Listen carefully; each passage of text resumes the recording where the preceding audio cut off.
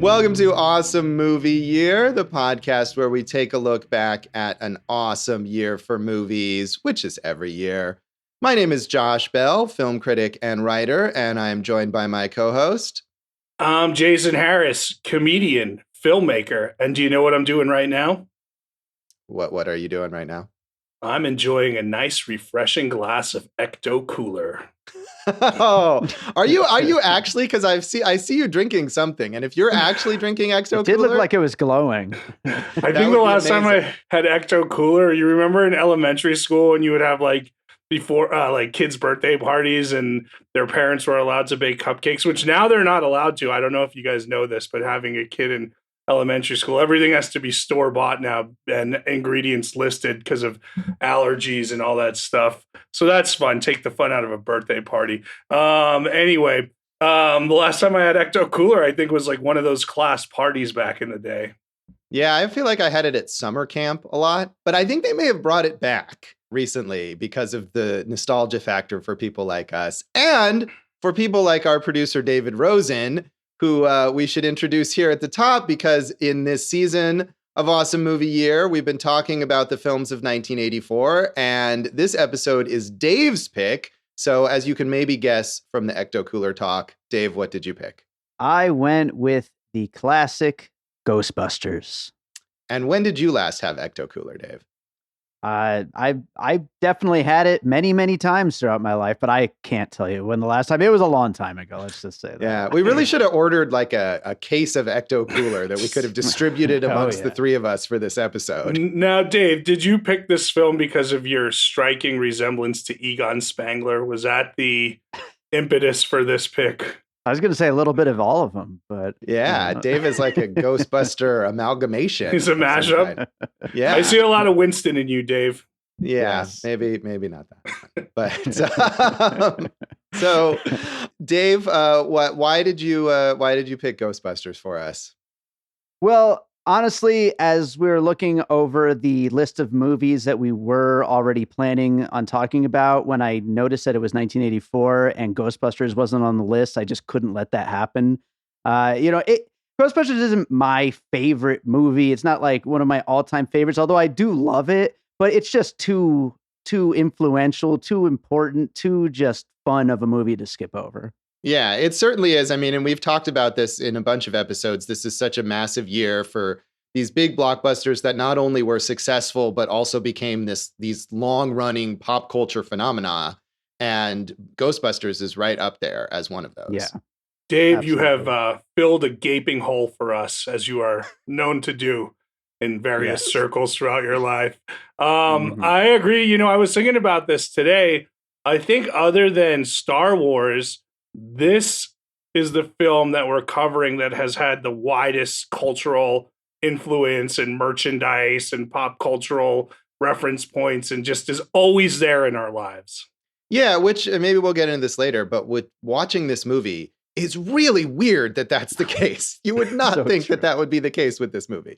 But it was a huge success right out of the gate, even though some people at the studio were skeptical about this. And we talked about this in other episodes this season when we talked about Beverly Hills Cop and when we talked about Gremlins, the idea of mixing genres here and putting action and comedy or horror and comedy together was really weird and unfamiliar to people, apparently, at this time. So studio executives were wary of doing that. But this movie was a huge success. It grossed $296.4 million on its budget of between 25 and 30 million, apparently. So a relatively high budget for 1984, but that's still massive success. It was the second highest grossing movie of 1984, just behind Beverly Hills Cop, which of course we talked about in an earlier episode. And it was critically acclaimed. It was nominated for tons of awards, including 2 Oscars for Best Visual Effects and for Best Original Song for the theme song by Ray Parker Jr., which was also nominated for a Golden Globe for Best Original Song and won the BAFTA for Best Original Song. The movie itself was also nominated for the Best Picture Musical or Comedy and Best Actor Musical or Comedy for Bill Murray at the Golden Globes. It did not win those. And that theme song spent 3 weeks at #1 on the Billboard charts, and it just is ubiquitous. And that's another theme of this season, is that so many iconic songs or huge hit songs that came out of these movies that we're talking about. You are right, Josh. I was thinking about that today as well. This is maybe the year that soundtracks really solidify themselves as pop cultural reference points. Obviously, we know how important they are to movies, and we've seen before the crossover hits, but that now they become almost like inseparable, right? You can't think of the song without the movie, or the video for the Ghostbusters song, which has all the celebrities in there yelling Ghostbusters. It's all, forming into one giant melty blob of money that the studios get to recoup. They said that this song added $20 million extra, maybe of profit, just because of what a hit it was. Yeah, I believe it, because that song was so huge. And I feel like I'd seen this movie again a few years ago when the remake came out, but in general, I feel like I had stronger memories of the song than the movie, even like from my childhood. And obviously it's inseparable. I mean, unlike some of the other big songs from movies that we've talked about, this literally is singing about the Ghostbusters. So you couldn't possibly separate it from the movie. And I think we all knew the words as kids and probably still know, most of the words, right? Yeah. Oh, yeah. Yeah. Again, I think as a kid, the song was probably more enjoyable to me, or I spent more time with than the movie itself. I mean, in part because you could hear the song on the radio or whatever, whereas the movie, you'd have to rent a video of it in order to watch it. But yeah, that song is just, and they almost initially weren't going to have a theme song. They had a score that included a theme, and then they decided we need pop songs in this movie. So imagine if they had decided not to do that. One thing I read was that they had tried out like 50 to 60 different theme songs, which, that's on Wikipedia. So maybe it's true, maybe it's not, right? But, and then, The Power of Love was kind of the placeholder in there. And that's a whole nother point in the legacy, is that Huey Lewis sued these guys because the Ghostbusters theme has so many similarities to it, one, but then he went on like a behind the music show and talked about how he won. And then Ray Parker Jr. sued him because he broke his non-disclosure, and then he won. So, there is something lawsuits. Weird in the neighborhood, Josh. There is, but worked out well for Ray Parker Jr., as well as everyone, of course, involved in this movie. Hey, Josh, you want to know something fun about Ray Parker Jr.? Sure. He ain't afraid of no ghost. That is quite a fun fact. Was that also on Wikipedia? I learned that as a child. Yeah. So I assume, Jason, you saw this as a child, right? Yeah, of course.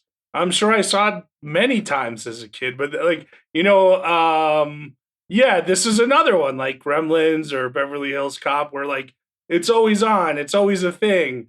Your friend, went to a party and had won a costume contest for best Ghostbuster, right? Or I had a friend who lived up the block and his dad owned a gas station, and they always used to like talk about the time with pride that Bill Murray came in and pumped gas at the gas, like, and not just for fun, which sounds like something Bill Murray would do. Like, hey, I'm just going to pump gas for the day, but like filled up his tank there at the gas station, So I watched it again, maybe a year ago. And yeah, I've seen this a number of times.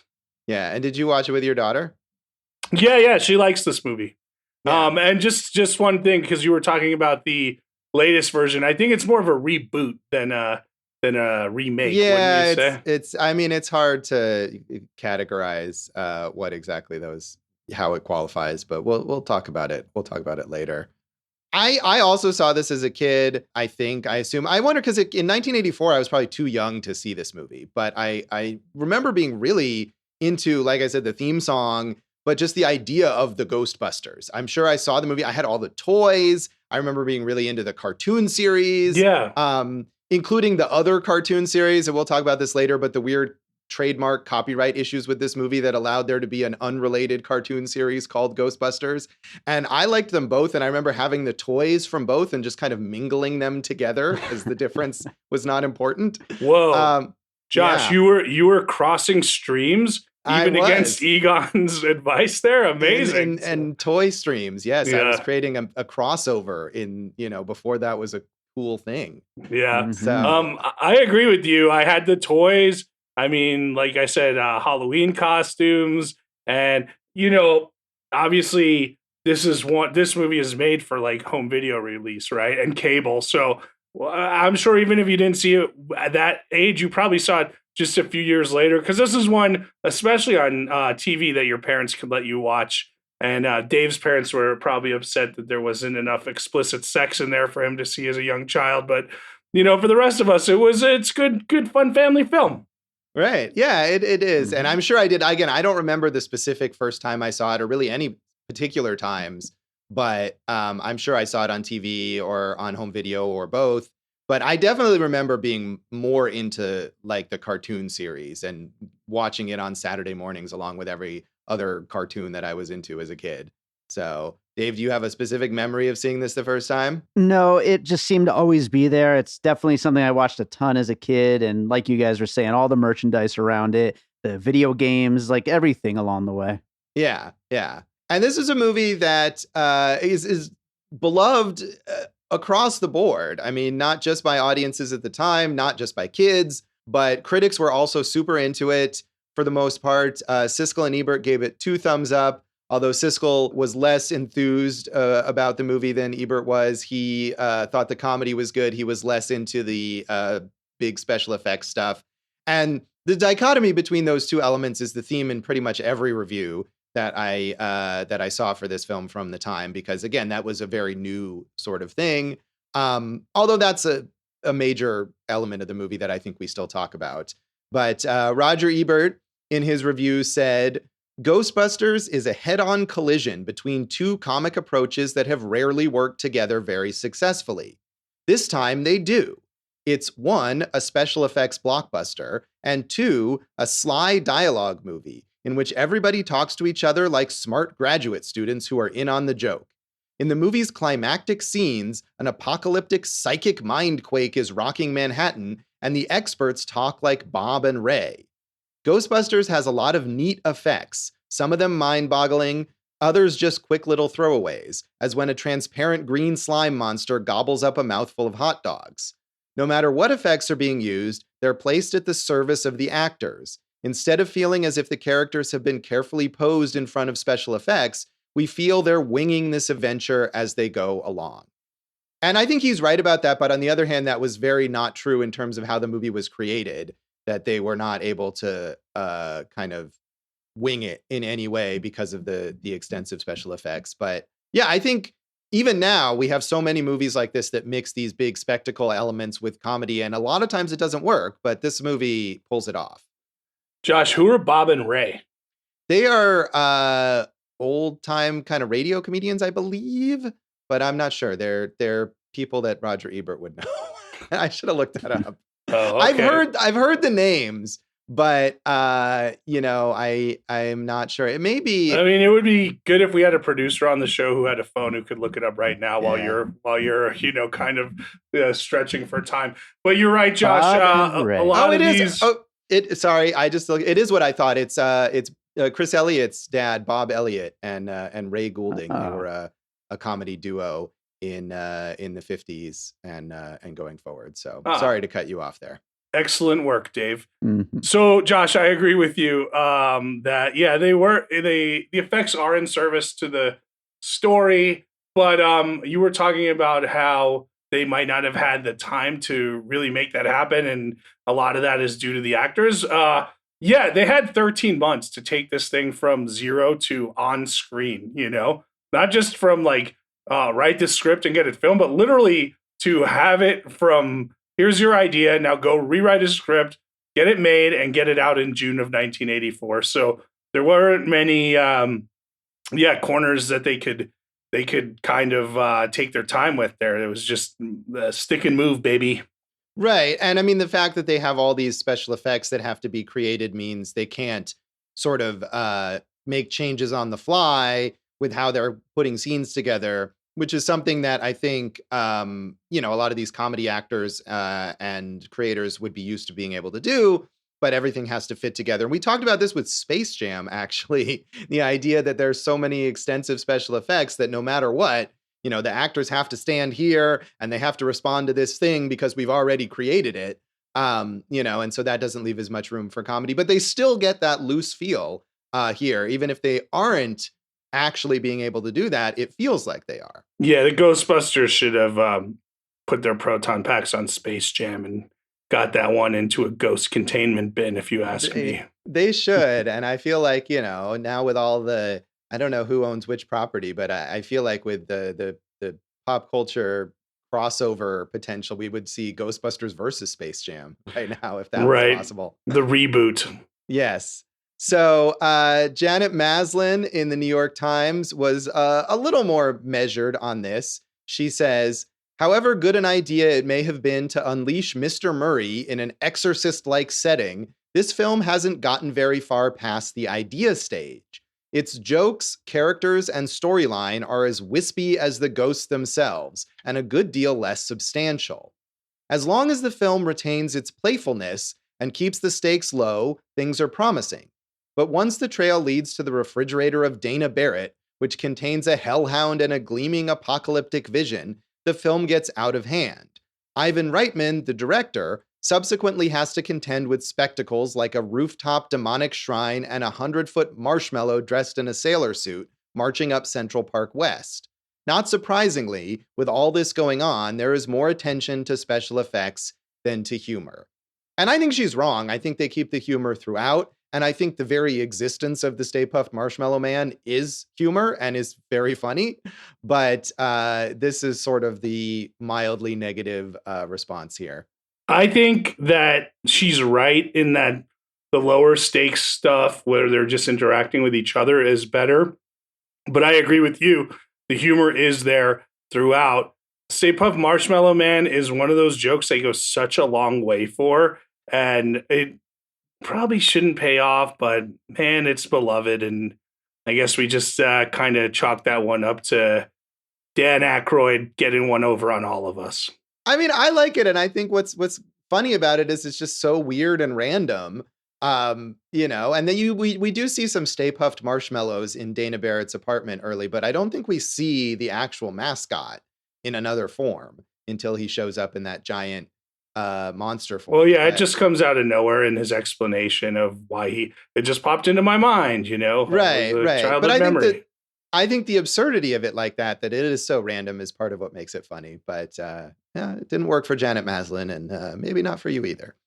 Finally, Joseph Gelmis in Newsday said, summer movies are like amusement park rides. Let's say you've already had your adrenaline fix with the latest Indiana Jones roller coaster ride, and what you're looking for now is a good laugh. Where will you find it? At Ghostbusters, this season's most enjoyable movie funhouse. Ghostbusters is like romping through Disneyland's haunted house with Bill Murray. The comic tone of Ghostbusters is blasé. Murray, who is part humbug and part everyman, is inconvenienced more than awed by ghosts and demons. The illusions are realistic. They ought to be in a movie that costs $30 million. Yet, rather than turning its realistic array of monsters, ordinary ghosts and immortal demons invading through a time warp against the audience, Ghostbusters plays them strictly for comic relief. Their purpose is to provide a believable threat to be overcome by Murray and friends. I like that characterization of the ghosts as like comic relief, almost. They're a sideshow. As much as the effects are impressive and cost a lot of money, like the ghosts are always secondary to the goofy antics of the characters. And I think that sticks through the movie. And of course, Joseph Gelmis channeling a writing style way ahead of its time. He'd be proper on Yelp with that type of style. Like, sick of getting your action in? How about some laughs? Try the Ooh La La French Bistro. I mean, Newsday is the suburban Long Island newspaper. So, he knows his audience. Yeah. You guys want to see another movies this summer? Here's one for you. That's not a good accent at all. Anyway, No. Yeah, whatever. Gelmis, get out of here. All right. On that note, any other info on the background? I know there's a lot that we could talk about here, but any other particular info on the background you want to share? Sure. Won Best Fantasy Film at the Saturn Awards, Josh. Number 1 for 7 weeks at the box office. That's a good one. We talked a little about the music, which I'm sure we'll talk more about. Elmer Bernstein, legendary composer, with the Hollywood Orchestra, 72 minutes. And you had mentioned kind of the way that this script was, or we kind of touched on it a little, the way it was developed was that Dan Aykroyd was developing it for him and John Belushi, who, as we know, died. Then he kind of showed it to Ivan Reitman, and Ivan Reitman paired him with Harold Ramis and said, we got to kind of tone this down. The original script was like all this intergalactic ghost hunting throughout time. And then they were going to just like make it now, make it happen in one city, make it current, make it funny. And kind of Ramis nailed that down with them. So that's kind of some background on there. Yeah, and related to that box office, as we noted in our Gremlins episode, this came out the same day as Gremlins, which is crazy when we're thinking about these major iconic blockbusters. And it beat Gremlins, but Gremlins did obviously very, very well. Right, and that Indiana Jones movie was also out at the same time and had been number one before then. And then this was number one, and then Purple Rain and War Games. It was one after the other. 1984, hits of the summer. What a summer to be alive. Really. Mm-hmm. Oh, we'll come back then in a moment and talk about our general thoughts on Ghostbusters.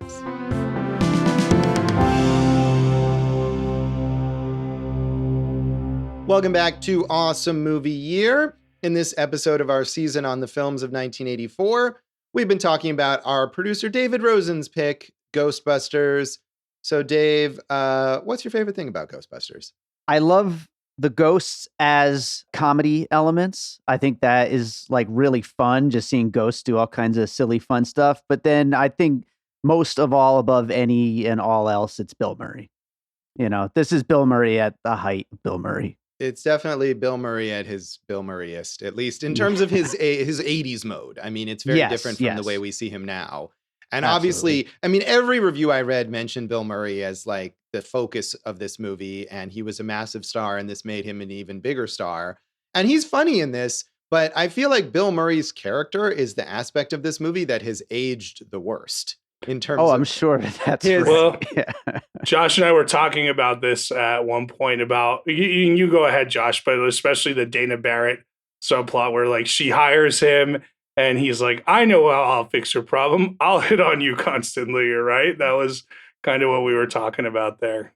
Yeah. Just to add to that point, though, my backup, Dave's pick for this season was going to be Revenge of the Nerds. So carry on. Talk about problematic. So this is nothing compared to that.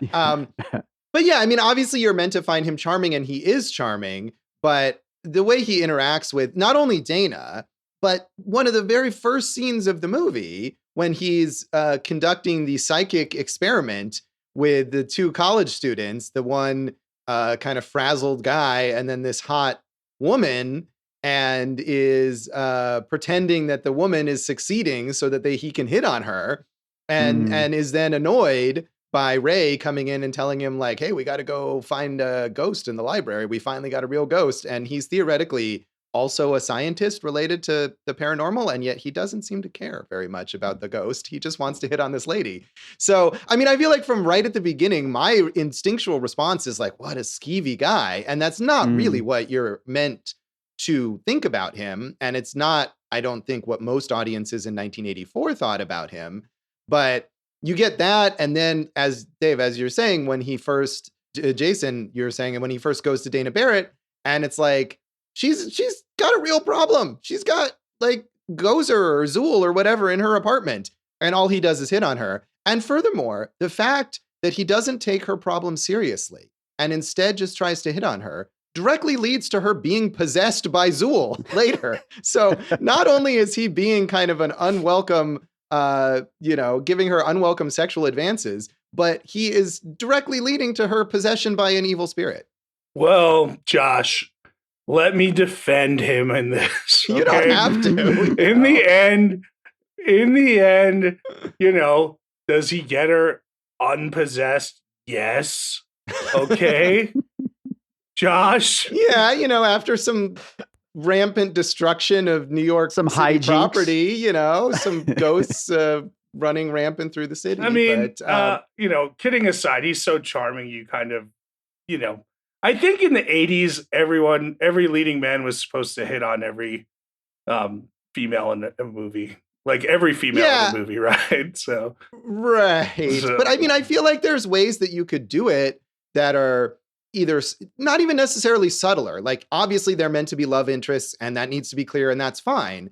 But I think there are ways that you could do it that were more mutual or less predatory. I mean, especially that scene where he first goes in her apartment and he's not just kind of trying to flirt with her. He's aggressively trying to kiss her and is refusing. She has to physically push him out of her apartment. Like, that is not the right way to do it. Whereas we have like sort of a very mild subplot between Egon, Harold Ramis's character, and the secretary played by Annie Potts, who are clearly into each other. And that's perfectly enjoyable and acceptable. And it's a very minor part of the movie, but I feel like that is balanced better. And I don't remember Ghostbusters 2 if those two end up in a relationship or not. I think they do. That was going to be my whole second quote unquote argument here. Come on, Josh, they get together in Ghostbusters 2.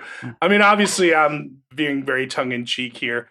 Look, yeah, we know. We talked about this all season. We're going to have problematic stuff throughout. That said, Bill Murray, very hilarious in the way he deadpans everything in here, you know. Some of my favorite stuff in the movie had nothing to do with the ghosts. I love the interaction between him and William Atherton, you know, the bad guy from the EPA. And Atherton was saying all the way to the 90s, people would just walk up to him in the streets and call him dickless because of that. Yes, as far as I know, he is dickless, you know, or whatever Bill Murray says.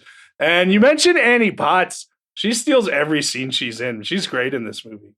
Yeah, I mean, it is very funny. And I think as much as I was complaining about Bill Murray's or Peter Venkman's attitude leading to poor Dana Barrett getting possessed, it is funny to see how little Peter Venkman seems to care about ghost busting. And that I think helps the movie feel less serious or less like a big blockbuster spectacle, like, oh, the end of the world. And Peter Venkman's like, yeah, whatever. And so that gives you permission as an audience member, as a viewer, to laugh at it. So I do like that. But I think, to me, and I like Bill Murray, but to me, Peter Venkman as a character isn't as charming as the movie clearly means him to be. Yeah, and I don't think charming is the word I would even use, even though I'm sure plenty of people would. I mean, it's been used here, but to me, it was just straight, you know, the 80s version of funny, which is not very okay now, but you know, at the time was hilarious, you know? Yeah. Well, but I mean, overall, not only the way he interacts with Dana, but just as a person, he's funny, but I don't know if he's like, I wouldn't want to spend time with Peter Venkman. He seems like a total dick. Well, Josh, yes. I don't mean to ruin it for you, but he's not a real person, so you don't have to spend time with him. Right. But I mean, in terms of the world of the movie, I mean, and he kind of, you know, he's supposed to be great friends with Ray and Egon there, who are so enthused. They're such like super nerds about ghosts. And he just really mocks them and dismisses them the whole time. He's not a very good friend. I'm not going to go that far. He's there. He's in it. You know, he helps save the day, Josh. He's a big part of all that stuff, you know. And of course, he's the one who stands up the most to William Atherton. So, you know, I think you're overdoing the cancel Venkman hashtag right now. I'm saying it just, you know, he wasn't as entertaining to me as I think he's meant to be, or that as the movie makes him out to be. But I still enjoy the movie. I mean, I think it's still a fun movie to watch and I like it. And Murray is a reason, but I feel like at the time, all the response to this was so much like Bill Murray, Bill Murray, Bill Murray, and also some other stuff. And I feel like there's plenty of other entertaining aspects. Yeah. I mean, he was just on that rocket though, you know, he was, you know, well, I want to say that, but at the same time, he did The Razor's Edge, which was like his pet project that did nothing, right? You know, but this one was such a hit that he basically took 4 years off from acting after this, moved to France and hung out, and then came back for Scrooge. But they, you know, there was a studio head who basically said the two names that could sell $10 million of tickets in the 80s were Bill Murray and Eddie Murphy. Those were the two. So, and of course, Eddie Murphy, originally they were trying to get him to appear in this movie. Yes, among others, Josh, and I will go through those others now for you. Oh, thank you. Yes, just for you, Josh. Dave, you can take a break. Cover your ears, Dave. Yeah, no. Let's see, where's that? Oh, yeah. So Eddie Murphy as Winston, John Candy as the the Lewis character. Let's see, Julia Roberts in Dana Barrett character. Sandra Bernhard as the Annie Potts character. That could have been fun. And then the original Gozer was supposed to be Paul Rubens. That would have been great, I think, because Gozer, after all that buildup, doesn't really make much of an impression when she finally shows up, and they defeat her relatively quickly. So I think Paul Rubens could have really done something weird and interesting with that. Yeah, I think you were alluding to it in the first segment, Josh, about like, how did this become such a pop cultural phenomenon? Because like, I took notes on the third act, and I'm like, what the hell, man? None of this really makes any sense or has me, interested at all. There's like, so you got Zool, who's the gatekeeper, and Vince Clortho, who's the keymaster, right? And they possess Lewis and Dana. And now that these two are possessed as keymaster and gatekeeper, Gozer the Gozerian could come out. But Gozer only comes out and just says, choose the form of your destructor. And that leads to the Stay Puft Marshmallow Man. And no one's ever in any danger at all. And the explanation for all of those things, and the Ivo Shandor character who like was a Gozer believer who designed the building so the ghosts can kind of transport themselves to that dimension.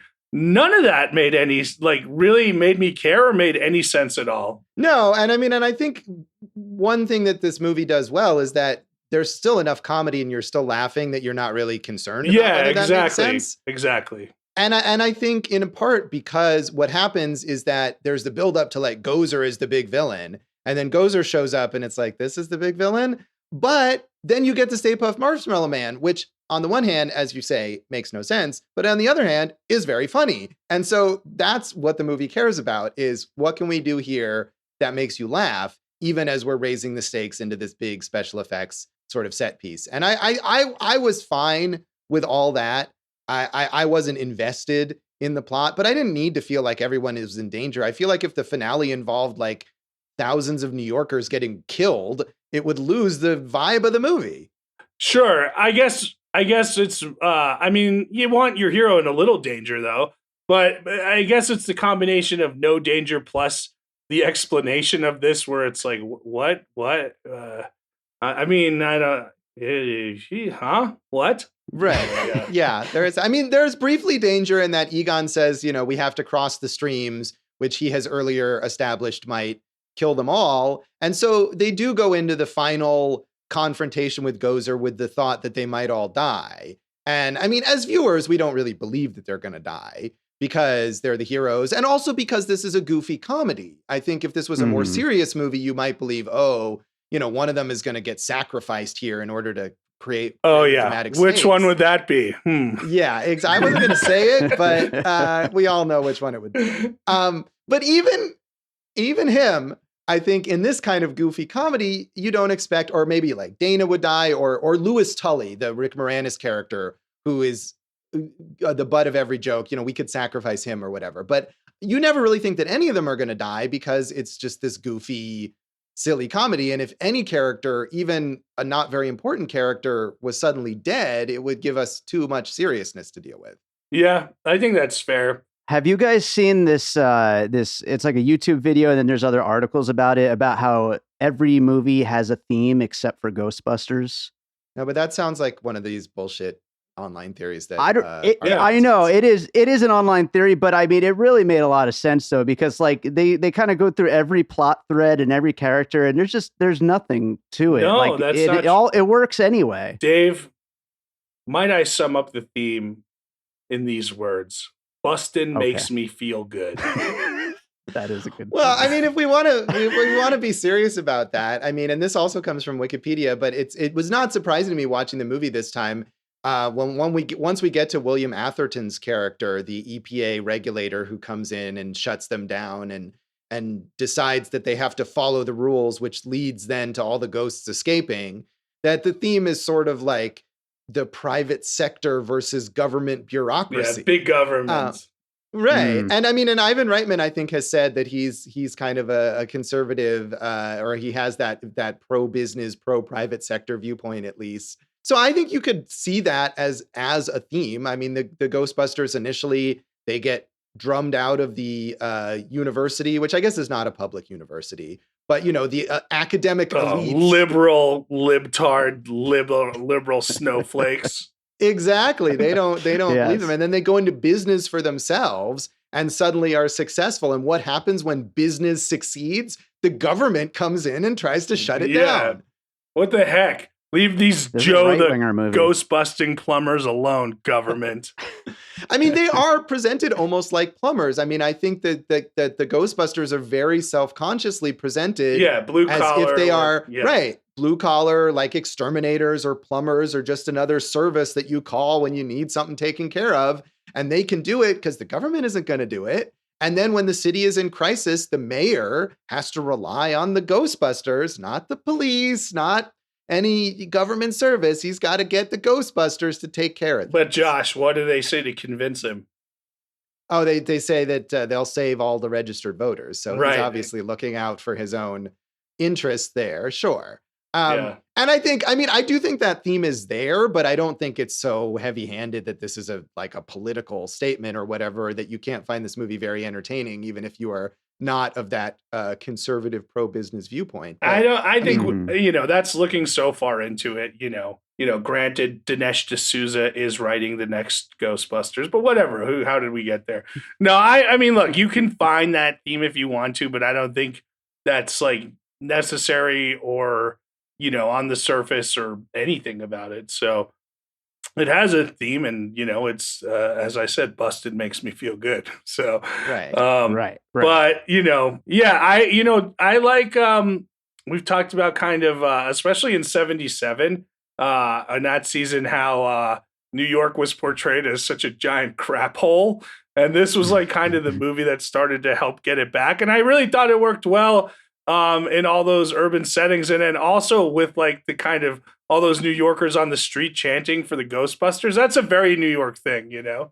Yeah, this movie is very New York, and I think the setting makes it work, that it wouldn't have been quite as good or quite as entertaining if it was set somewhere else. And, you know, they insisted on having it set in New York when they could have saved money potentially by shooting somewhere else. So I think you're right about that. Should we talk about Bill Murray a lot, but what about the other performances? What are our thoughts on the other actors in this movie? Rick Moranis is a blast. Yes. I like Annie Potts, man. I think she's hilarious, like I said. Yeah. And Sigourney Weaver can do anything. We know that, you know. Yeah, the rest of the Ghostbusters are all fine. There's an article that came out like a year or two ago where Ernie Hudson talks about how he had an earlier draft and it had all this like kind of backstory on Winston as like a demolitions expert in the Air Force or something. And then they just started giving all these, more scenes to Bill Murray. And obviously that worked out for the movie, but you could understand Ernie Hudson's disappointment. Though I looked up his filmography today. That dude works nonstop. So like he does, although he works in like a bunch of like 99% things that no one sees. I mean, you know, to be a working actor, I'm sure he's got, you know, this iconic status and plenty of money from the residuals rolling in here, and to still be a working actor, you know, all these years later, pretty good, man. So yeah, no, he's done fine. I think one of the reasons though that they took away some of that stuff from his character is because they couldn't get Eddie Murphy to play it, and then you know, sure, they've got this guy who's not well known, so they give it to Bill Murray instead. Yeah, but yeah, he does well. I don't know if I would say I was surprised because I knew this was the case, but I'm always struck whenever I watch this movie by how late in the story Winston shows up and just kind of tags along there in the third act, really.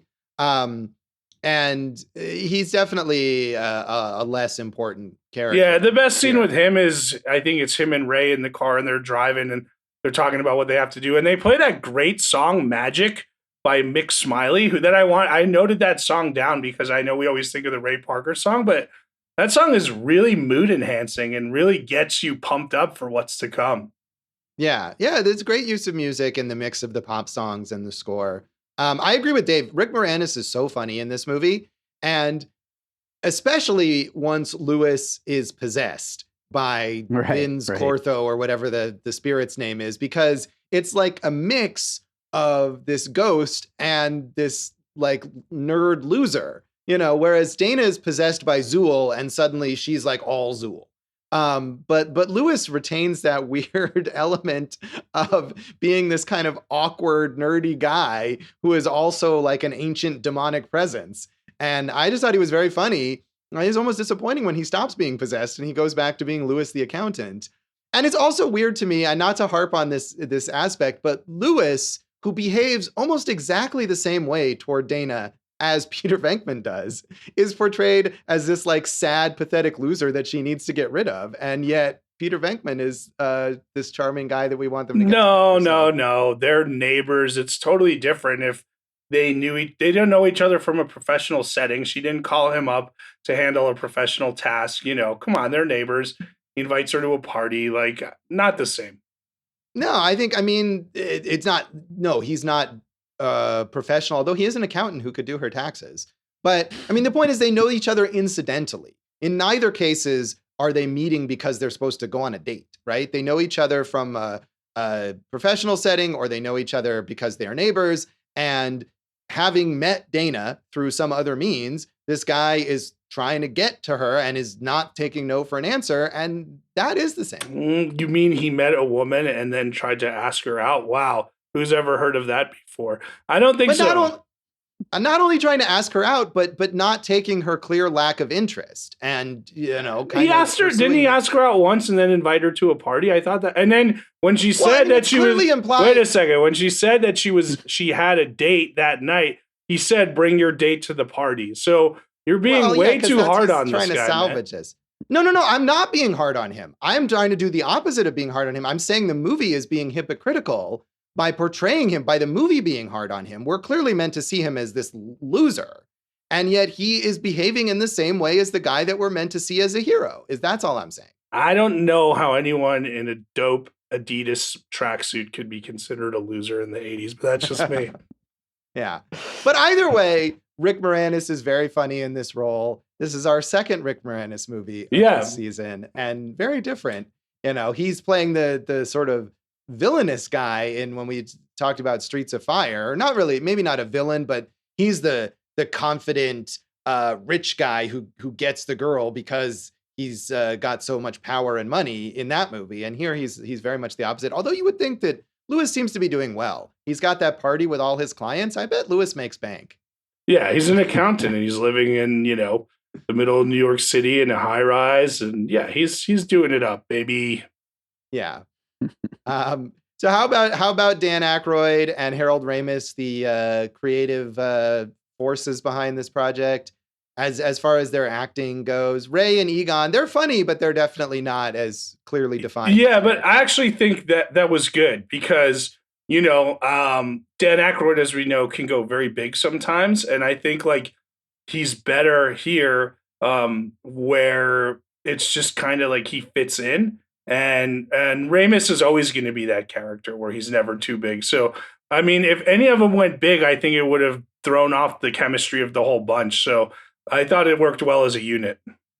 Yeah, I'm not necessarily criticizing it. I think and you get enough a sense of those characters. Obviously, Ray is the one who's so like geekily enthused about ghosts. He just loves ghosts, and I think that comes. He loves ghosts so much he wants to have sex with them, as we see in the. And was originally written as like he does have a sexual encounter in with a ghost, but then they moved it to a dream sequence. I think it's better at his dream sequence. That would have been a little too weird. Hey Dave, you ever have sex with a ghost?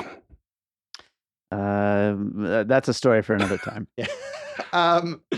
And then Egon with his whole like weird aloof thing, even though he has a thing with Janine, the secretary, but like when she asks him what his hobbies are and he says he collects spores and molds, and that tells you all that you need to know about that character, and is a very funny line to boot. So I think you're right, and that they could go. Dan Aykroyd on a personal level is like Ray in that he is real into the paranormal, and I think he could go overboard with that, and he did not. But he has a whole family history. Like his dad wrote a book on ghosts, and his like grandfather or great grandfather was like a very well known spiritualist or whatever. Spiritualist. Yeah, there you go. So, but it's funny because they're so well known for these roles, and I like I said, I really just like other than Bill Murray. Like every time Annie Potts or William Atherton came on screen, those were like, maybe it's because I know this movie so well, maybe, but those were the joys for me there.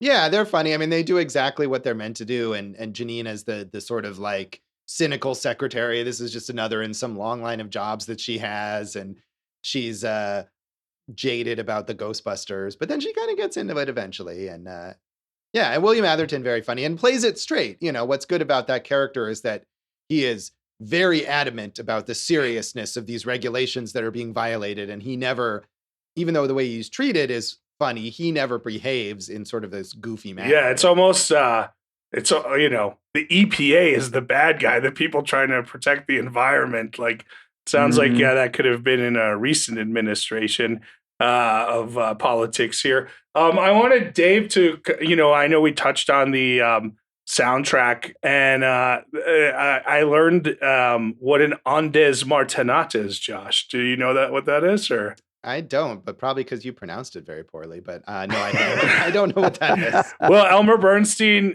you know, like from like weird, creepy monster movies of the past, they would use like a theremin, right? Yeah. He wanted an ondes martinat for this one, which is it just gets worse. Which is the theremin equivalent, like of a keyboard, and he had to hire a player from England because there are so few players who know how to do it. And I thought that was really cool that he had this big orchestra and then he spotlighted this very strange instrument. And I kind of wanted Dave to kind of give some thoughts on that. Do you know that instrument, Dave? I don't really know the instrument. I looked up, you know, the soundtrack and I saw that about that instrument and, you know, that whole doing like an electronic version of a theremin thing. But I mean, yeah, the music in this movie is just so much fun. And, you know, I love that like old school spooky. And then it really kind of just goes all over the place from like, you know, the 80s pop hits to, you know, like there's like 50s sounding music. Like it's just like all over the place.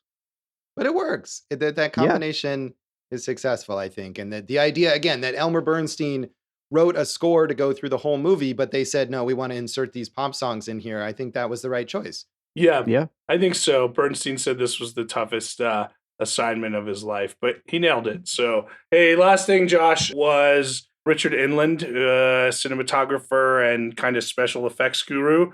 Basically, they formed a new company to make these effects because, you know, George Lucas had pretty much every gig in town covered up there at Skywalker Ranch. So they had to kind of come up with this new company, and they did all practicals, miniatures, puppets, and the body of Slimer was an homage to John Belushi. So that was kind of fun. Yeah, which is weird. And I never got that impression. But Slimer, of course, became this ridiculous breakout character. And you can see how, I mean, he's kind of cute. He's like the baby Yoda of this movie. Yeah, eating hot dogs. Right.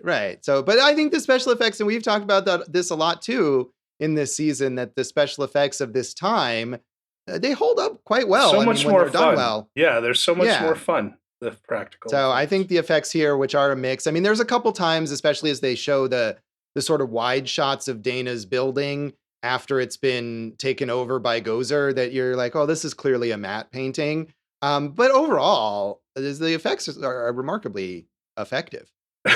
That's a good thing for effects to be. Yeah. So, well, I got nothing else on this one if you want to rate it, Josh. Yeah, let's, would you want to rate it out of 5 Stay Puft Marshmallow Man? No, 5 ondes martinas. God, you just have to keep saying it. I'm not going to say it because I can't. Are there that many of them? Yeah, there's only one left in the world, and they used it on this movie. It gets 3 for me, and like Gremlins, which I also gave 3. Whenever it's on, you could easily watch it and have just a lovely time. 3 ondes martinas. Yeah, it's fun. I'm going to give it a 3 as well. I like Gremlins a little more than this. I think there's some more cleverness going on in Gremlins, but this movie is fun to watch. I maybe noticed some of those problematic elements a little more this time, but overall it's very entertaining, and absolutely it's the kind of thing. And it's the kind of thing too that you could also watch like 5 minutes of it and think, oh, that was fun. And then I'll just come back and watch it at another time. So Dave, what do you want to rate this? I'm going with 3.5 of those things. And, the problematic elements don't bother me so much. More so the last third where everything just goes completely nuts and so hard to follow, I think is the biggest problem with it. But it's just so much fun, though. Overall. Yeah. You needed Tobin's spirit guide in order to follow along with this. Yes. Well, we will then come back in a moment and talk about the legacy of Ghostbusters.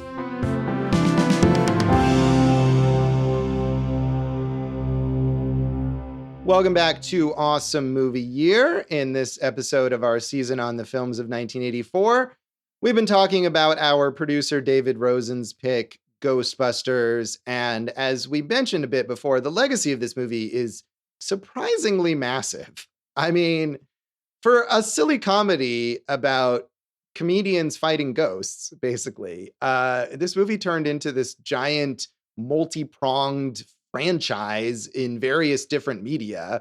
Of course, the main follow-up, Ghostbusters 2 in 1989, which we almost talked about in our 1989 season. It was one of our audience choices, but we ended up talking about Lethal Weapon 2 instead. But I haven't seen better film, Lethal Weapon 2. I'm sure. I was going to say, I don't think I've seen Ghostbusters 2 since 1989 or whenever I first saw it as a kid. So I don't really remember it that well. Did you see it recently, Jason? No, I've seen bits and pieces of it on television, but I haven't seen it all the way through in a long time. But, such a star as esteemed as Bill Murray will tell you, it doesn't really hold up to the first one. So Right. And that was part of the reason that they never ended up making a third one, is because I think some of them, or even all of them, were a bit soured on Ghostbusters 2 and weren't sure how to do a third movie. Dave, have you watched Ghostbusters 2 recently? I watched them back to back, actually, last week. And I've always liked Ghostbusters 2. I know it gets a really bad reputation, but I think it's just really funny, even though it's like a really stupid movie and not as charming as the first one. But I just think it has a lot of funny moments, though. So Dave? Yeah. To put it in other words, even though this movie sucks and is not nearly as good as the first one, I like it as much as the first one. I love it. Yeah. We've established in multiple Dave's Pick episodes how much he loves stupid humor. So It doesn't surprise me that he's a big fan. And like I said, I also have not watched any of this stuff since I was a child. But as a kid, I loved the real Ghostbusters, which was the cartoon spinoff that had to be called that because it needed to be distinguished from the cartoon Ghostbusters, which, because of the weird copyright and because the title Ghostbusters was used on some unrelated TV show in the 70s, the people who owned the rights to that were able to create a Ghostbusters animated show, which was more like spooky and supernatural and had like Count Dracula and maybe like the Frankenstein monster and stuff in it. But I loved them both and played with the toys related to both. And I feel like my memory of the Ghostbusters is more firmly in their cartoon versions, which for also some legal reasons that I don't remember exactly, look nothing like the actors. And I always remember Egon with his like red glasses and his curly blonde, like cone like hair or something. It was very weird. Well, wait a second. I know on the real Ghostbusters, they were able to use these characters. On the Ghostbusters, were they also able to use Ray, Peter, Egon, and Winston, or? No, they're just able to use the title Ghostbusters and the concept of busting ghosts.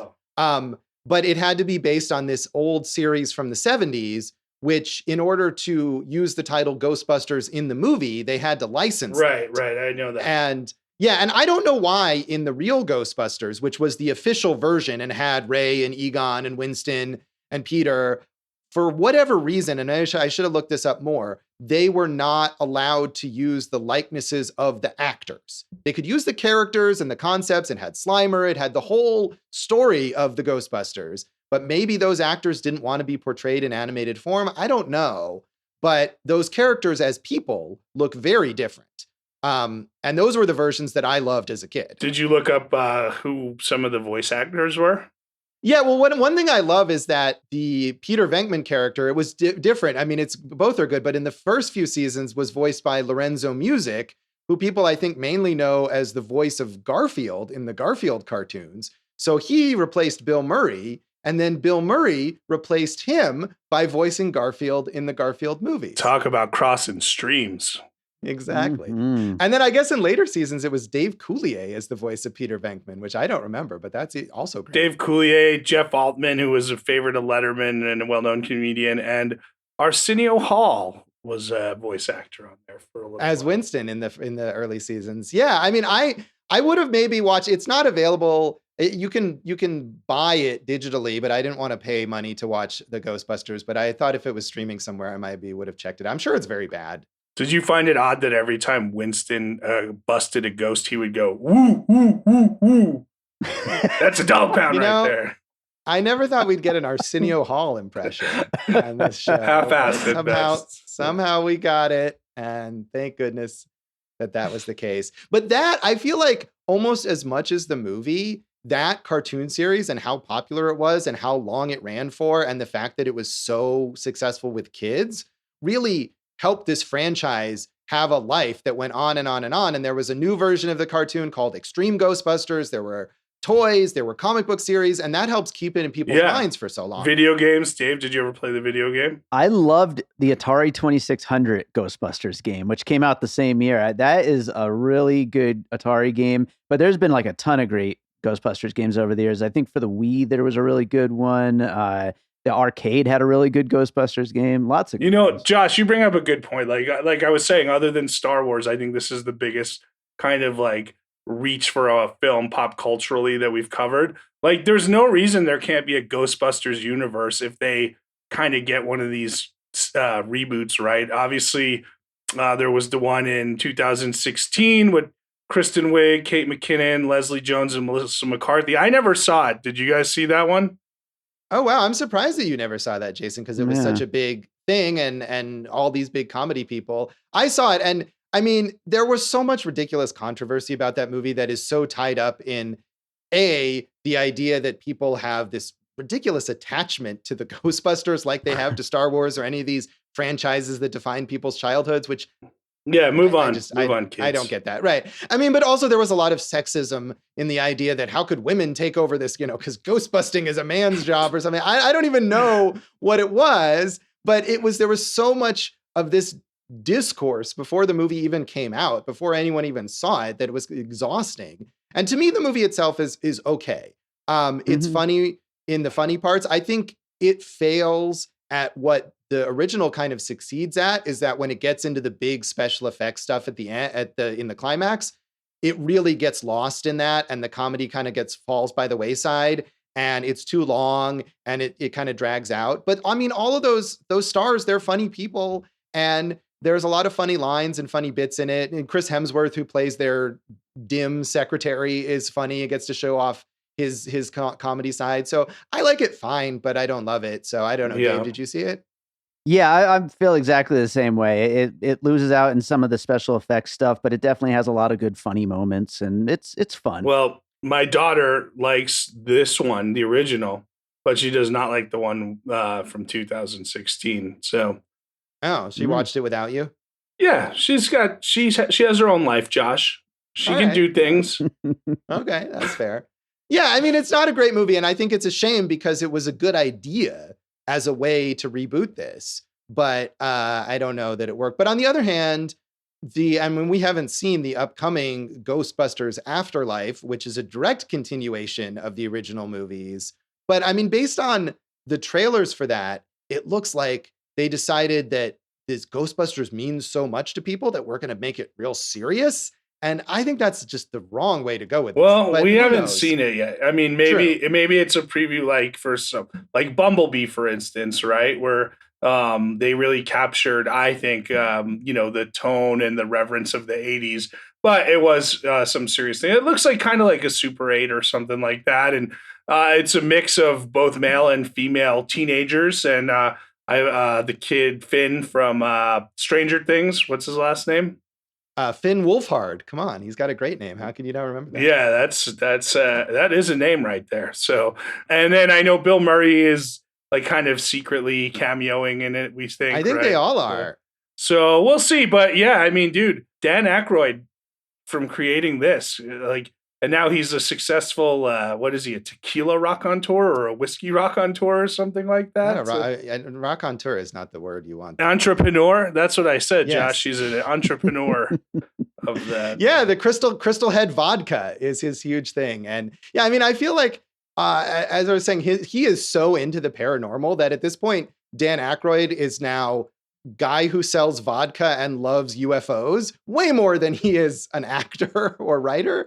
But he is the one who really keeps this alive. I mean, he and Ivan Reitman formed a company, and you talk about the Ghostbusters universe, they've been determined to make that happen, even in the face of lack of success. I mean, the Paul Feig movie, in addition to all its controversy, did not do very well at the box office, but they're soldiering on with all of this. And I think there's a Ghostbusters animated movie in the works, and I'm not sure which characters that will involve, but that's another thing that Dan Aykroyd is working on. And then directing the new one, Jason Reitman, Ivan Reitman's kid, who is he's go for broke. He either hits home runs or strikes out with every movie, I think. So yeah, and this is, I mean, he hasn't made this kind of movie. I mean, he hasn't made a blockbuster effects driven kind of thing on this scale before, so we'll see. But neither had his father before making Ghostbusters. And of course, that worked out well. And that really catapulted Ivan Reitman into this space of making blockbuster comedies. I mean, he made multiple movies with Arnold Schwarzenegger, Twins and Kindergarten Cop and Junior, which, I mean, obviously Schwarzenegger is known for action, and those aren't, and Kindergarten Cop is kind of an action comedy. It's great. I haven't seen that. I watched it recently with my daughter again. The comedy really holds up, and Schwarzenegger is so perfect in that movie. Like, it's really good. Yeah, and I remember liking Dave a lot. Yeah, the movie with Kevin Kline as the imposter president.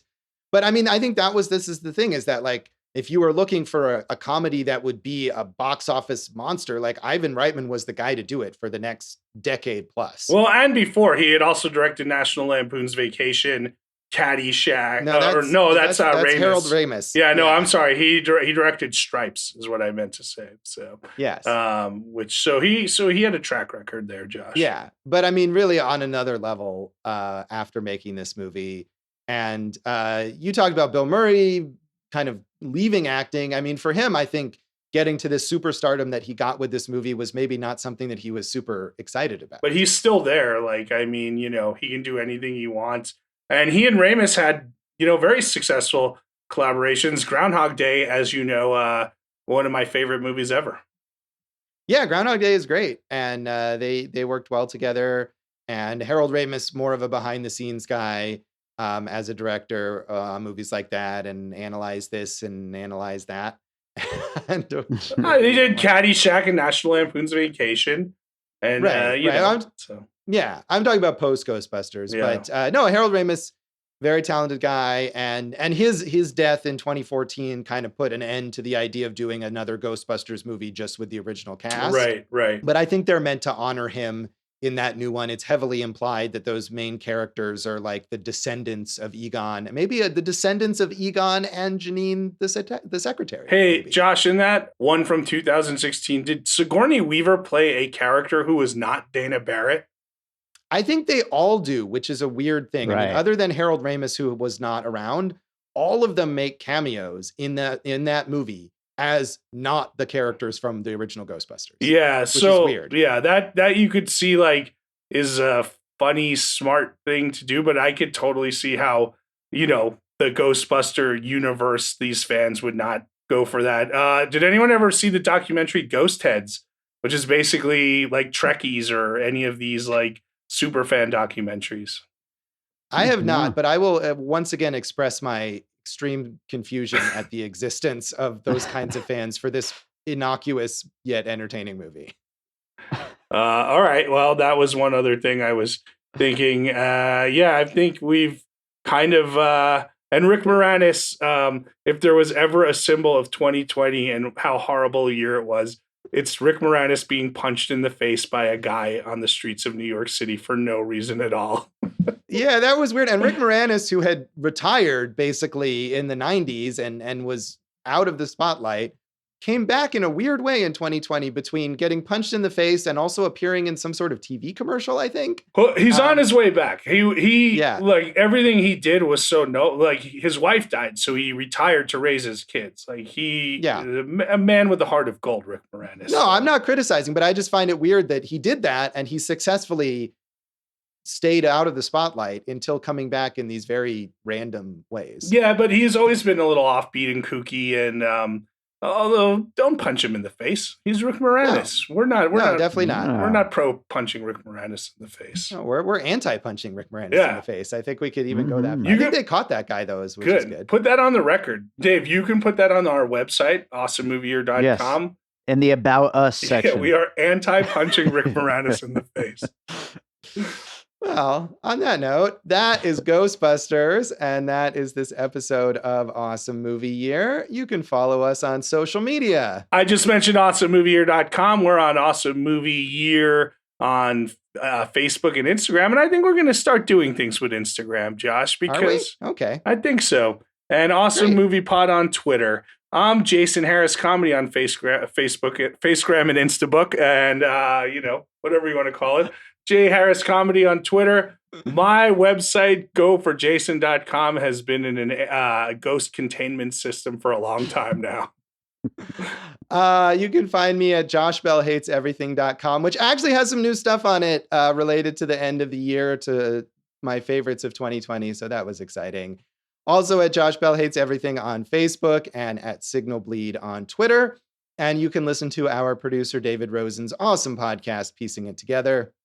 Check out Piecing It Together wherever you listen to podcasts, and follow us on social media at Piecing Pod. And don't forget to check out our Facebook group, Popcorn and Puzzle Pieces, which has a whole lot of weirdos just like the weirdos in Ghostbusters. All right. Hooray for weirdos. And speaking of weirdos, what is in our next episode? Hey, Jason? Josh, next episode is our cult classic of 1984, future cult classic. And it is a very weirdo beloved movie called Repo Man. So tune in next time for Repo Man, and thanks for listening to Awesome Movie Year. Thank you for listening to Awesome Movie Year. Make sure to follow Awesome Movie Year on Facebook, at Awesome Movie Pod on Twitter, and at Awesome Movie Year on Instagram. And if you like the show, review us and rate us with 5 stars on Apple Podcasts.